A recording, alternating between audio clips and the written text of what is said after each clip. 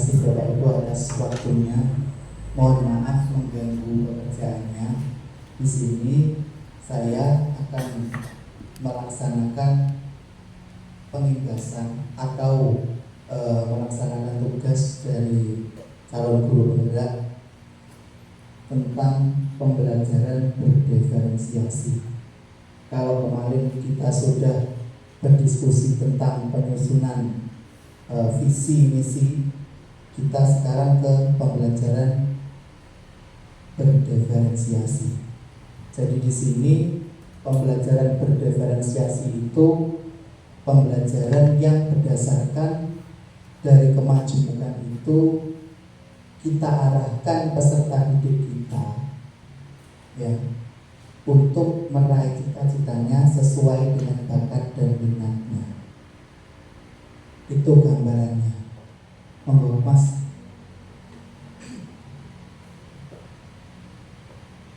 Next.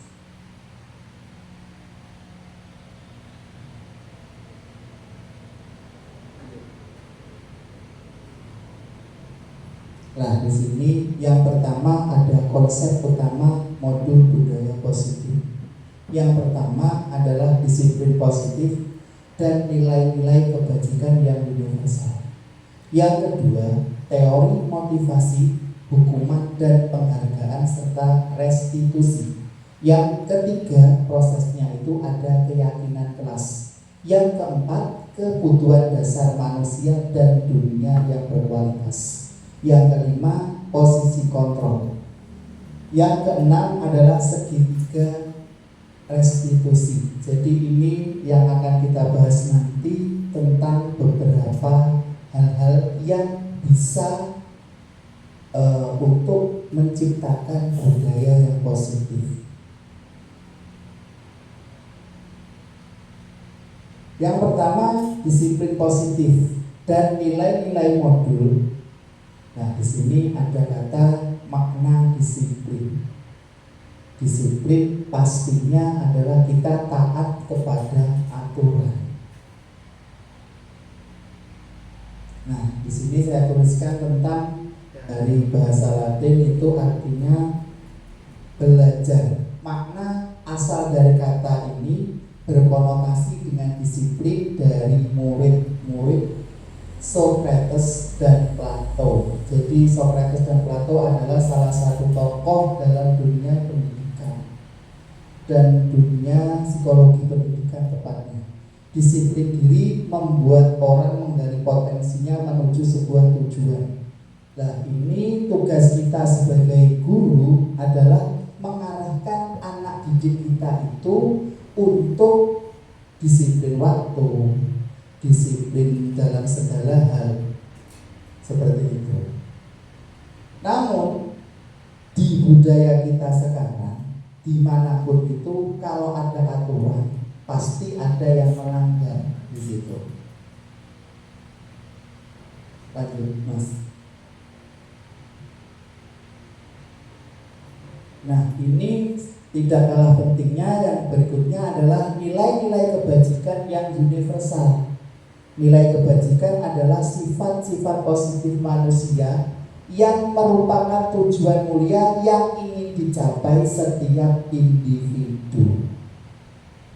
Nah, setiap makhluk ciptaan Allah seperti kita contohnya itu pasti memiliki tujuan yang mulia.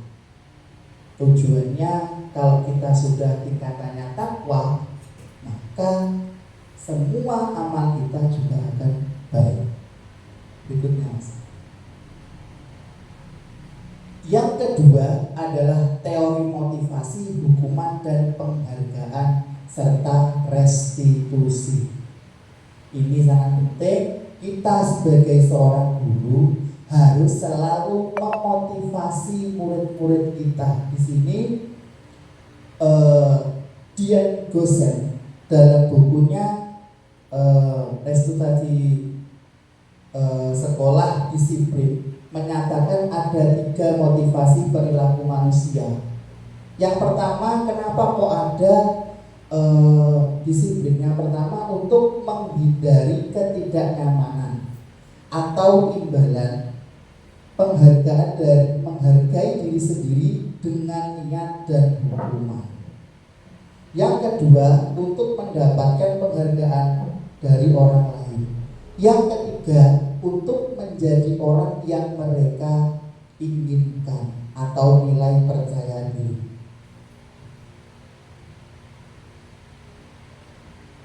Yang pertama, untuk menghindari ketidaknyamanan atau hukuman. Nah, ini yang pertama, tingkat terendah dari motivasi perilaku manusia. Jadi jika anak atau peserta didik itu motivasinya rendah, maka minat belajarnya juga akan rendah di situ.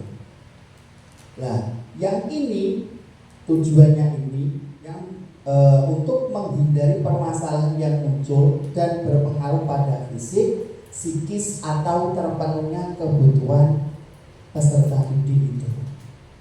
Berikutnya. Yang kedua, untuk mendapatkan imbalan atau penghargaan dari orang lain. Setiap orang ini manusia berperilaku untuk mendapatkan imbalan atau penghargaan atau pujian. Ada pertanyaan, apa yang akan saya dapatkan jika melakukan hal ini? Menganggap pujian orang lain penting bagi peningkatan kualitasnya. Yang berikutnya bersifat eksternal.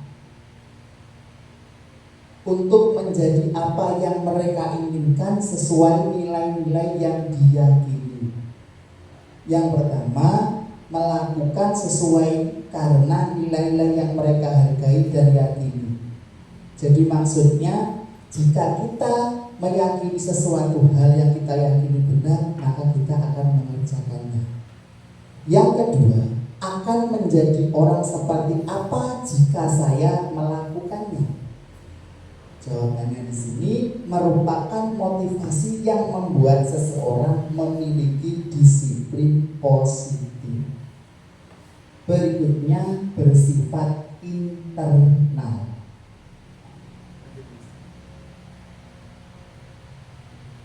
Dihukum oleh penghargaan, bahwa penghargaan berlaku sama dengan hukuman.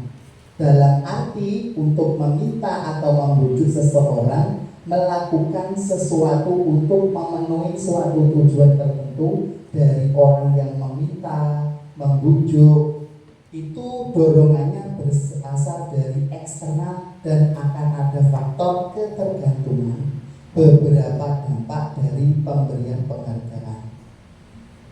Nah, di sini tulisan ini ditulis oleh Alfikon pada tahun 1993.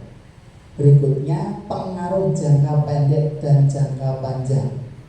Yang kedua, penghargaan untuk menghukum. Yang ketiga, penghargaan mengurangi ketepatan. Yang berikutnya, penghargaan tidak efektif. Yang berikutnya adalah penghargaan bisa merusak suatu hubungan.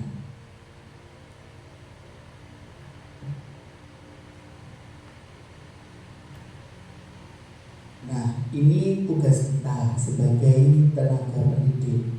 Guru perlu meninjau ulang tindakan penegakan peraturan atau keyakinan kelas.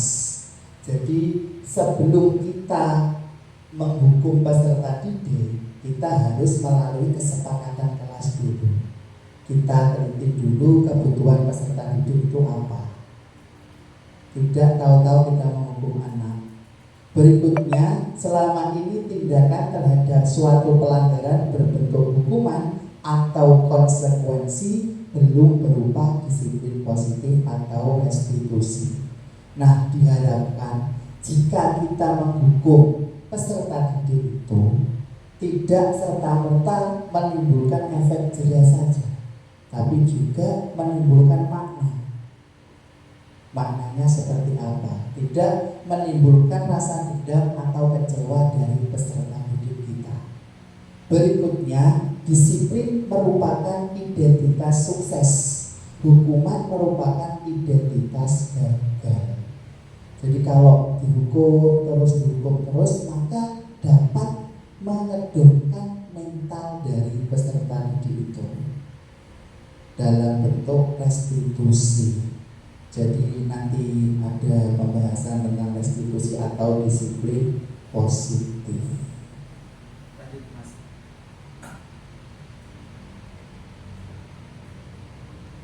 Nah, di sini ada beberapa tindakan guru. Ini tergolong hukuman atau konsekuensi. Yang pertama, mencatat 100 kali di dalam buku. Contohnya, misalkan saya tidak akan terlambat lagi. Ini jika peserta didik terlambat ke sekolah, ini termasuk hukuman. Jadi peserta didik mempertanggungjawabkan apa yang telah diperbuat. Yang kedua, lari mengelilingi lapangan. Contohnya, ini juga termasuk hukuman. Murid diminta untuk push up, ini juga termasuk hukuman. Yang berikutnya, menggantikan kertas tugas teman yang telah dicoret-coret. Ini termasuk konsekuensi.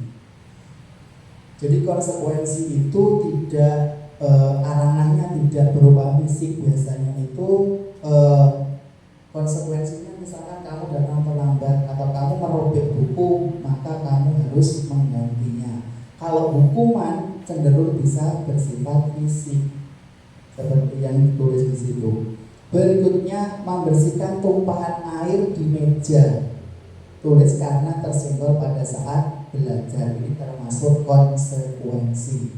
Berikutnya, murid disuruh untuk tidak mengenakan sepatu seharian di sekolah karena tidak mengenakan sepatu hitam. Ini termasuk hukuman. Lari mengelilingi lapangan basket 2 kali karena terlambat 10 menit untuk pelajaran PJOK. Ini termasuk konsekuensi. Nah, di sini apa itu restitusi? Ini restitusi adalah proses untuk menciptakan kondisi bagi murid untuk memperbaiki kesalahan mereka sehingga mereka bisa kembali pada kelompok mereka dengan karakter yang lebih kuat. Nah, restitusi ini juga merupakan proses kolaborasi atau kolaboratif yang mengajarkan murid untuk mencari solusi bagi masalah mereka dan membantu murid berpikir tentang orang seperti apa yang mereka inginkan dan bagaimana mereka harus melakukan orang lain. Ini menurut Gosen tahun 2004. Jadi restitusi ini itu istilahnya kita menstimulus peserta didik kita atau mendekati peserta didik kita yang tidak disiplin dengan cara kita menyelaminya. Oh, penyebabnya apa?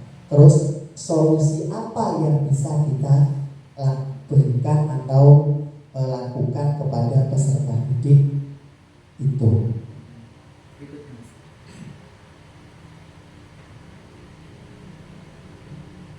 Nah, kalau Alfikon berpendapat saat kita berulang kali menjanjikan hadiah kepada anak-anak agar berperilaku bertanggung jawab atau kepada seorang murid agar mempelajari sesuatu yang baru atau kepada seorang karyawan agar melakukan pekerjaan yang berkualitas, kita sedang berasumsi mereka tidak dapat melakukannya atau mereka tidak akan memilih untuk melakukannya. Jadi kalau menurut Alfikon itu kita janjikan hadiah.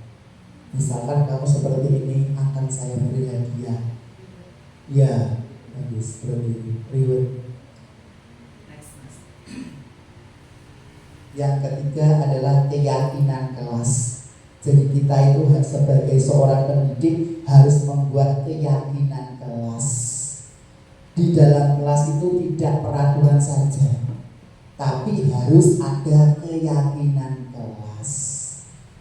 Ini Mengapa kita memiliki peraturan harus menggunakan helm bila mengendarai kendaraan roda 2? Pastinya jawabannya di sini itu untuk ya keselamatan, keamanan, dan taat aturan. Yang kedua, ada yang takut pada polisi loh Pak. oh iya, bagus, ibu. Ya, Takut polisi. Kenapa pakai helm takut polisi? Ya. Iya, kan ada jawabannya kan. Berikutnya, mengapa kita memiliki peraturan 3M? Itu kan dulu kan ada menggunakan masker, mencuci tangan, dan menjaga jarak. Ini kan kasusnya itu dulu. Nah, Untuk menghindari gosip. satu. Yang kedua, jika kita itu sakit, biar penyakit kita itu biar kelihatan nanti. ya. Yang kedua, mengapa kita Gosip.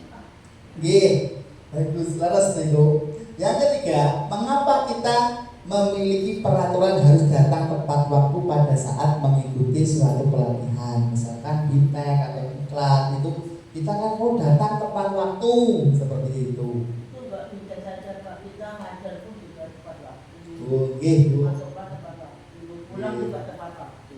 Yes, ya. Nih, itu semua tidak lepas dari nilai-nilai keselamatan atau kesehatan yang kita sebut sebagai suatu keyakinan.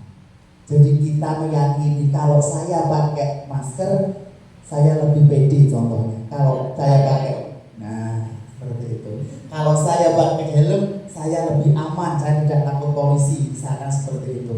Kalau saya datang tepat waktu, kemungkinan saya bisa menyiapkan apa yang akan saya lakukan sebelum saya mengajar. Mungkin seperti itu. Yang berikutnya, ada kebajikan universal yang disepakati secara tersirat dan tersurat, lepas dari latar belakang suku, negara, bahasa maupun agama. Jadi dalam menciptakan keyakinan kelas itu ada asas peradilan. Jadi tidak ada perbedaan. Oh ini suku Jawa, Batak, atau Sunda atau Kalimantan dalam membuat keyakinan kelas. Nah, di sini ada ungkapan tentang budaya positif. Dari budaya positif pasti akan tercipta lingkungan yang positif pula. Dari lingkungan positif akan timbul keyakinan kelas. Setelah itu turun ke peraturan kelas. Jadi ini ada tahapan-tahapannya.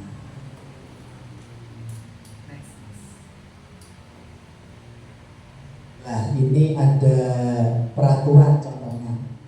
Kembalikan buku ke tempatnya. Ini keyakinan kelasnya, berarti siswa itu dilatih untuk bertanggung jawab. Yang berikutnya, dilarang mengganggu orang lain. Keyakinan kelasnya menghormati orang lain. Yang berikutnya, hadir di sekolah 15 menit sebelum pembelajaran dimulai. Ini keyakinan kelasnya menghormati orang lain, juga berkomitmen untuk berdisiplin. Berikutnya, dilarang melakukan kekerasan. Keyakinannya untuk apa? Menjaga keselamatan, menghormati orang lain. Di sini. Berikutnya ada peraturan itu dilarang menggunakan narkoba. Jadi keyakinan kelasnya adalah kesehatan, karena narkoba bisa merusak kesehatan seseorang. Berikutnya bergantian atau menunggu giliran. Berarti ini keyakinannya menghormati orang lain atau bersabar. Yang berikutnya menggunakan masker. Peraturannya gitu.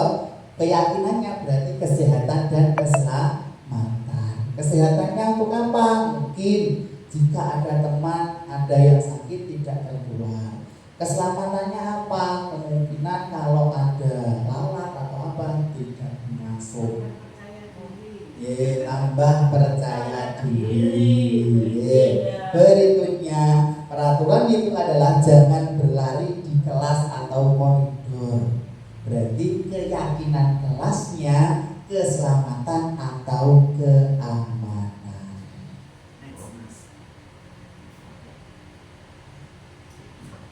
Yang keempat adalah kebutuhan dasar manusia dan dunia yang berkualitas.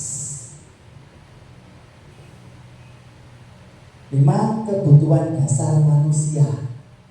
Jadi manusia lah, ini ada kebutuhan dasar manusia. Yang pertama pasti ada kesenangan. Manusia pasti ingin hidup senang. Oh, aku pengen senang. Yang kedua, cinta dan kasih sayang.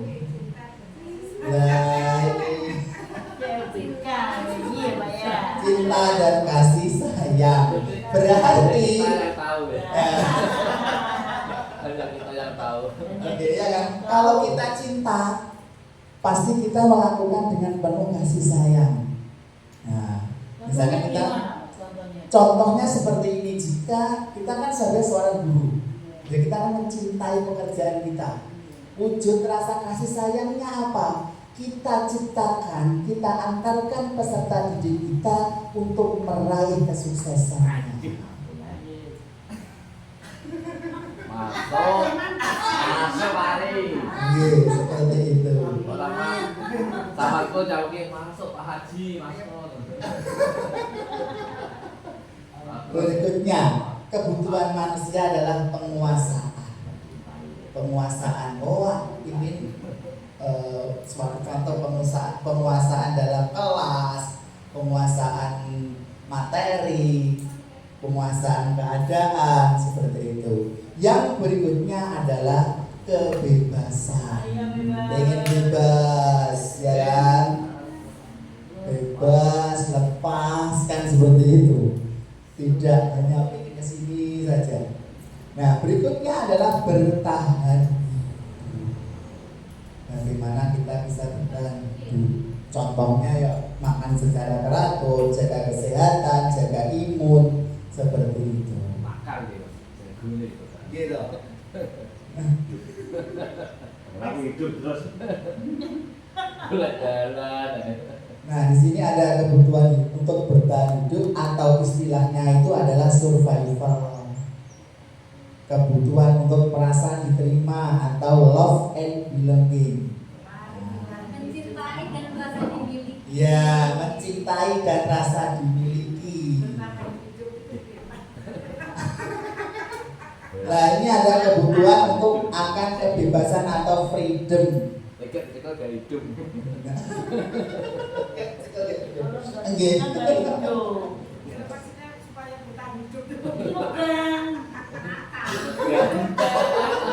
Berarti kalau kita ingin bertahan hidup, kuncinya itu ada di sini. Kita punya kebebasan, kesenangan, cinta kasih sayang, merasa diterima, gitu. Ya, di situ. Berikutnya.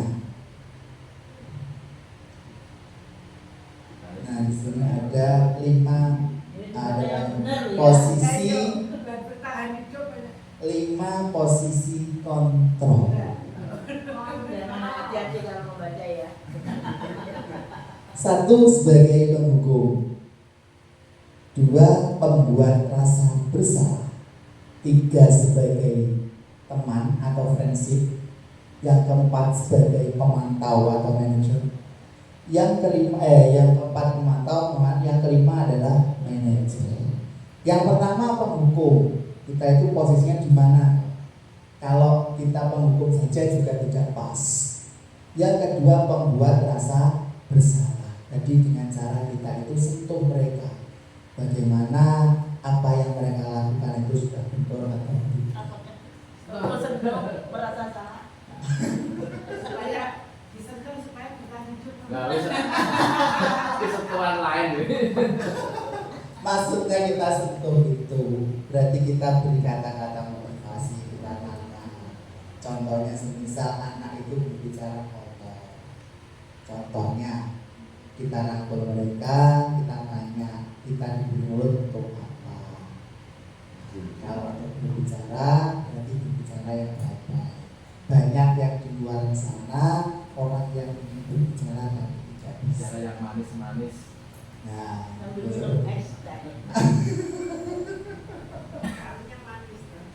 Ya, betul. Berikutnya yang ketiga, kita harus sebagai teman. Jadi peserta didik itu kita buat nyaman. Jadi ibaratnya itu mereka anak-anak kita. Berikutnya adalah pemantau. Kita pantau perkembangan mereka itu seperti apa. Berikutnya sebagai manajer. Di situ kita sebagai manajer, maksudnya di situ kita harus bisa mengatur bagaimana kondisi kelas. Iya balik ke. Belok gambarnya apa sih? Saya melihat yang nomor 3 sebagai teman, kadang-kadang anak-anak itu terlalu main gak bosok. Oh, terlalu bebas bercerita. Ya, semangatnya panggil. Iya, itu juga harus antara guru dan murid harus aja. Berarti harus ada sekatnya. Iya, maksudnya kalau jangan teman lah. Oh, makan. Guru, Oke. iya. Kemungkinan kalau sebagai teman ada Iya, batas. ada batasnya. Ya, Ya betul. Pak, kue ke Pak Ar ke Pak. laras. Seperti itu. Jadi walaupun sebagai teman berarti harus ada sekat pemisahnya. Iya. Oh, seperti itu. Berikutnya next. Yang mana aja ada gambarnya berapa? Berikutnya. Kan gitu ya sih. Lima posisi deh. Nah, di sini ada beberapa motivasi guru berbuat. Kalau sebagai identitas yang gagal atau kontrol dari luar untuk menghindari hukuman di sini, penghukum itu menghadik, menunjuk-nunjuk atau menyakiti serta menyindir peserta didik. Kalau membuat orang merasa bersalah, berceramah dan mengatakan seharusnya kamu tidak berbuat apa, sebaiknya seperti apa. Seperti itu kalau guru berbuat. Kalau sebagai teman membuatkan alasan-alasan untuk muridnya. Oh, kamu tidak boleh berbicara kotor. Alasannya seperti apa? Dampaknya seperti apa? Kalau sebagai pemantau kita menghitung atau mengukur. Kemungkinan kan kalau di rapor itu kan ada kalau dulu kan ada penilaian sosial itu, ada penilaian di situ. Yang sebagai manajer kita mengajukan pertanyaan-pertanyaan. Kenapa dia melakukan kesalahan atau melakukan pelanggaran? Nah, yang kedua, motivasi yang kedua itu guru berkata, kalau kamu tidak melakukannya, awas ya. Seperti itu. Kalau membuat rasa bersalah, kamu seharusnya seperti apa? Kamu sudah tahu. Nah, seperti itu. Sebagai teman kita ajak, ayolah lakukan demi teman-teman kamu atau demi ibu. Di situ. Pemantau apa peraturannya? Kenapa kamu kok melanggar? Seperti itu. Berikutnya kalau sebagai manajer, apa yang kita yakini? Jadi keyakinan yang sudah kita buat, yang sudah tersirat maupun tersurat, itu kita sampaikan kembali ke peserta didik yang melakukan kesalahan. Hasilnya, kalau kita beri hukuman, ada yang memberontak atau pasti ada yang berbohong dan bisa lempar kesalahan kepada orang lain. Kalau mau membuat rasa bersalah, orang itu akan menyembunyikan atau menyangkal. Kalau sebagai teman, pasti ketergantungan. Pemantau menyesuaikan diri bila diawasi. Kalau diawasi berbuat baik, kalau tidak diawasi ya kembali ke seperti semula. Yang berikutnya sebagai manajer menguatkan pribadi. Nah, motivasi kaitan dengan dunia yang berkualitas. Murid meletakkan guru di luar dunia berkualitas. Maksudnya seperti ini. Kan di zaman sekarang itu ada yang namanya HAM. Jadi kita ingin mengingatkan murid itu sudah tidak sudah ada kesulitan, ada sekat pembatasnya. Inilah yang menyebabkan kenapa posisi guru itu di luar dunia yang berkualitas, karena kita terbatas. Seperti itu. Berikutnya, kalau membuat rasa bersalah, Murid meletakkan guru di dalam dunia yang berkualitas, atau guru itu dihargai, disenangi, seperti itu. Berikutnya, kalau sebagai pemantau, murid meletakkan guru peraturan atau hukum di dunia yang berkualitas. Yang berikutnya, sebagai manajer, murid meletakkan dirinya sebagai individu yang positif dalam dunia yang berkualitas. Berikutnya, jika murid berkata, biarkan saja, nanti juga marah-marah lagi. Kalau kita cenderung emosi-emosi, murid mungkin yang notabene-nya di atas rata-rata pasti bilangnya seperti itu. Berikutnya, pembuat rasa bersalah. Dia akan merasa, maafkan saya Bapak atau Ibu guru. Berikutnya, sebagai teman, saya pikir Bapak atau Ibu teman saya ternyata begitu. Jika sebagai pemantau, beberapa banyak binatang yang saya harus peroleh, bintang, beberapa halaman yang harus saya tulis sebagai pemantau. Berikutnya, sebagai manajer, bagaimana cara saya bisa memperbaiki keadaan. Nah, dampaknya pada murid seperti apa? Yang pertama, kalau dari penghukum itu mengulangi kesalahan. Kalau kita menghukumnya tidak mengenal. Berikutnya, pembuat rasa bersalah merasa rendah diri. Jika sebagai teman, lemah, tidak mandiri, dan cenderung tergantung. Pemantau menitik beratkan pada sanksi atau hadiah untuk dirinya. Yang manajer mengevaluasi diri, bagaimana cara memperbaiki diri.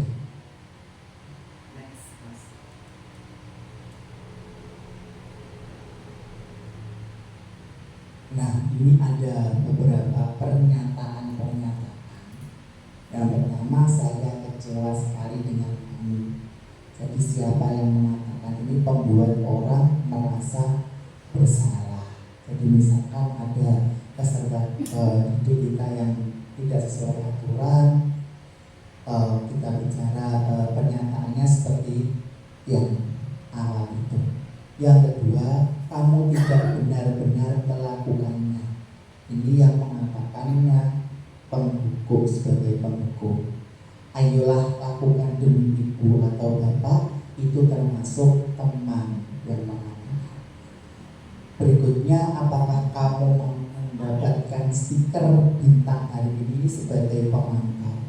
Jadi anak kita kasih reward jika anak itu melakukan keberhasilan, menyelesaikan tugasnya, seperti itu. Berikutnya, bagaimana kamu bisa menyelesaikan masalah hari ini? Ini sebagai manajer. Yang berikutnya, kamu selalu yang paling terakhir. Ini sebagai penghukum. Nah, yang terakhir adalah segitiga restitusi. Jadi, yang pertama itu adalah validasi tindakan yang salah. Jadi kita validasikan, kita kelompokkan tindakan yang termasuk tindakan yang salah itu seperti apa. Setelah dari tindakan yang salah, naik lagi ke keyakinan kelas. Setelah tercipta keyakinan kelas, maka timbullah kita stabilkan identitasnya. Jadi kita setelah langkah pertama kita validasi, yang kedua kita carikan solusi melalui keyakinan kelas, yang ketiga adalah kita stabilkan identitasnya. Nah, menstabilkan identitas bisa dilakukan karena yang pertama itu untuk membuat anak yang merasa gagal karena berbuat salah menjadi positif terhadap dirinya. Nah, ini kata-katanya, berbuat salah itu hal yang manusiawi. Tidak ada manusia yang sempurna. Bapak Ibu juga buat salah. kita pasti bisa menyelesaikan permasalahan ini. Bapak atau ibu tidak tertarik untuk mencari tahu siapa yang benar, siapa yang salah. Bapak atau ibu lebih tertarik untuk menyelesaikan masalah. Kalau kamu menyalahkan diri sendiri terus-menerus, apakah kamu bersikap baik pada dirimu sendiri? Nah, ini untuk menstabilkan identitas. Jadi ini istilahnya kita mengakkan peserta didik yang sudah mulai down dengan kata-kata yang baik, dengan motivasi-motivasi yang baik, sehingga peserta didik itu tidak mengulangi kesalahannya dan bisa berdisiplin positif.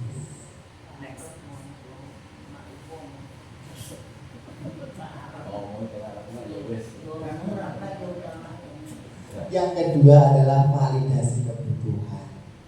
Berarti ini yang pertama yang kita lakukan membantu murid mengenali basic need atau kebutuhan dasar yang ingin dipenuhi ketika melakukan kesalahan. Jadi kesalahannya apa? Mungkin sebabnya apa, kita cari dulu. Berikutnya, pada dasarnya setiap tindakan manusia tujuannya adalah memenuhi basic need. Apakah itu power,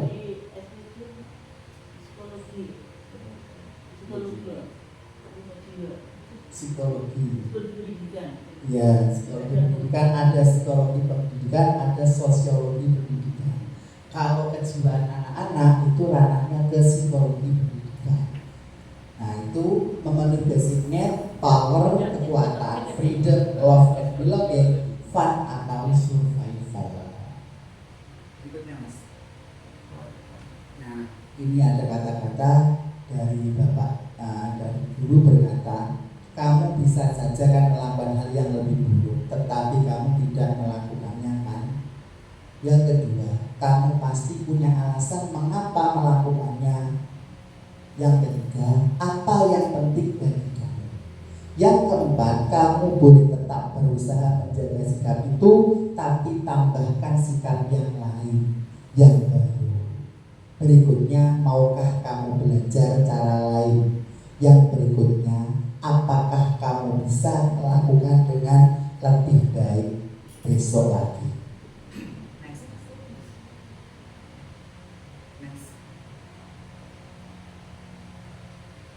Di sini menanyakan keyakinan.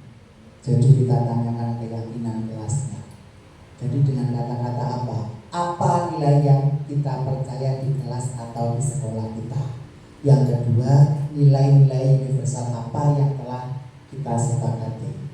Yang ketiga, kelas yang ideal itu seperti apa? Yang berikutnya, kamu ingin jadi anak seperti apa?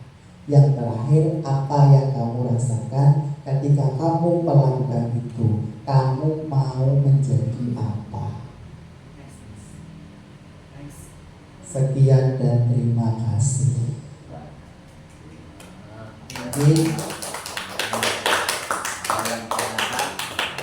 untuk membuat kesepakatan itu dimulai dari apa, bisa kelas 1 kelas 2 ini dibuat membuat kesepakatan itu bisa apa enggak ya? Kira-kira kalau kelas 1 kelas 2 itu bisa kita buat kesepakatan kelas, tapi dengan melibatkan wali murid. Soalnya kan masih kelas rendah, masih kelas 1 kelas 2. Kemungkinan kesepakatan kelas itu, ya kelas rendah itu kan 1, 2, 3. Nanti kalau sudah kelas 4, 5, 6, anak kan sudah memiliki kemandirian, atau anak sudah istilahnya itu sudah bisa diajak untuk bicara dengan Bapak Ibu guru. Bisa dengan cara kita melibatkan wali murid. Karena kenapa? Dalam lembaga kolaborasi itu penting. Kita kolaborasi dengan wali murid itu penting. Kenapa? Karena jika nanti ada sesuatu miskomunikasi antara peserta didik dan murid, maka kita tidak salah paham dengan